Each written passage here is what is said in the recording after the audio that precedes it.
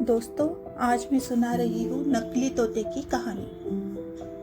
एक बार की बात है, एक घने जंगल में विशाल बरगद का पेड़ था।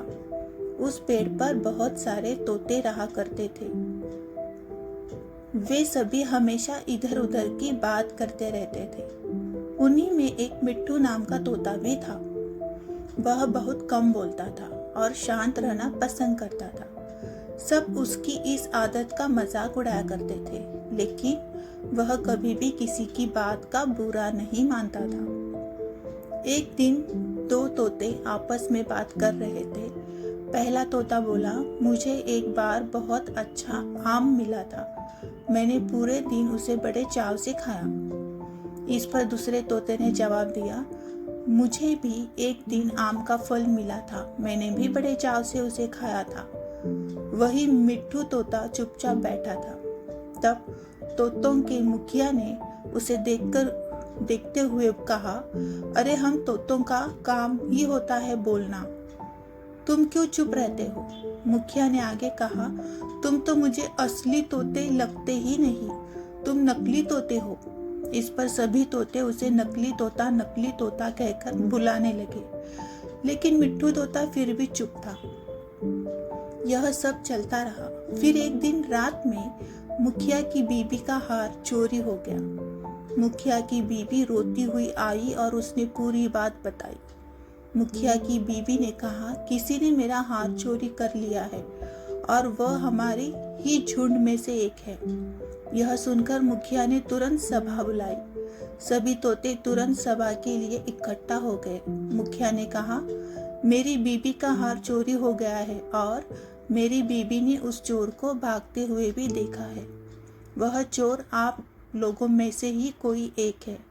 यह सुनकर सभी हैरान हो गए। मुखिया ने फिर आगे कहा कि उसने अपने मुंह को कपड़े से ढककर रखा हुआ था, लेकिन उसकी चोंच बाहर दिख रही थी। उसकी चोंच लाल रंग की थी।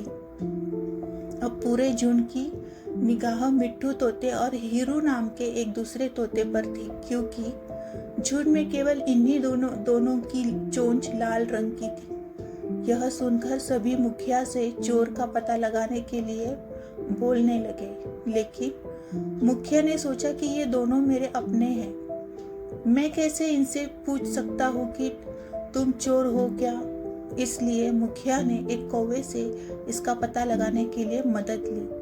असली चोर का पता लगाने के लिए कौवे को बुलाया गया। कौवे ने लाल चोंच वाले हीरू और मिट्ठू तोते को सामने बुलाया। कौवे ने दोनों तोतों से पूछा कि तुम दोनों चोरी के समय कहाँ थे? इस पर हीरू तोता जोर जोर से बोलने लगा, मैं उस दिन बहुत थक गया था, इसलिए खाना खाकर मैं उस रात जल्दी सोने के लिए चला गया था। वही मिट्ठू तोते ने बहुत धीमी आवाज से जवाब दिया। उसने कहा, मैं उस रात सो रहा था। इस बात को सुनकर कौवे ने फिर पूछा, तुम दोनों अपनी बात साबित करने के लिए क्या कर सकते हो?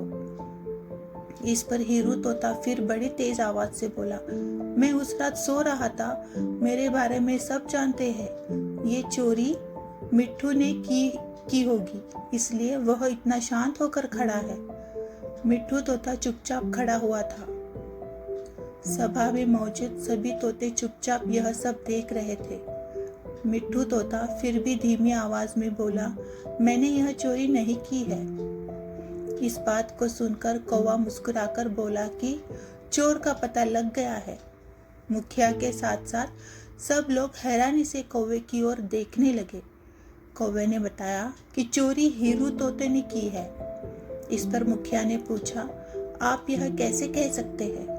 कौवे ने मुस्कुराकर कहा, हीरू तोता जोर जोर से बोलकर अपने झूठ को सच साबित करने में लगा था, जबकि मिट्ठू तोता जानता है कि वह सच बोल रहा है, इसलिए वो अपनी बात आराम से कह रहा था। कौवे ने आगे कहा, वैसे भी हीरू तोता बहुत बोलता है, उसकी बात पर भरोसा नहीं किया जा सकता है। इसके बाद हीरू ने अपना जुर्म कबूल किया और सभी से माफी मांगी। यह सुनकर सभी तोते हीरू तोते को कड़ी सजा देने की बात कहने लगे, लेकिन मिट्ठू तोते ने कहा, मुखिया जी, हीरू तोते ने अपनी गलती मान ली है। उसने सबके सामने माफ़ी मांग ली है। उससे पहली बार यह गलती हुई है, इसलिए उसे माफ़ किया जा सकता है। यह बात सुनने के बाद मुखिया ने हीरू तोते को माफ़ कर दिया।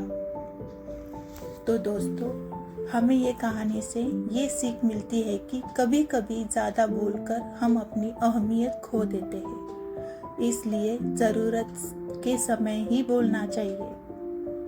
तो दोस्तों, आपको ये कहानी कैसी लगी? कहानी अच्छी लगी तो ज़रूर लाइक और शेयर करें, और आगे आप कौन सी कहानी सुनना चाहते हो कमेंट करके ज़रूर बताइए। मैं वो कहानी आपके लिए ज़रूर लेकर आऊँगी। और सब्सक्राइब करना ना भूलें। धन्यवाद।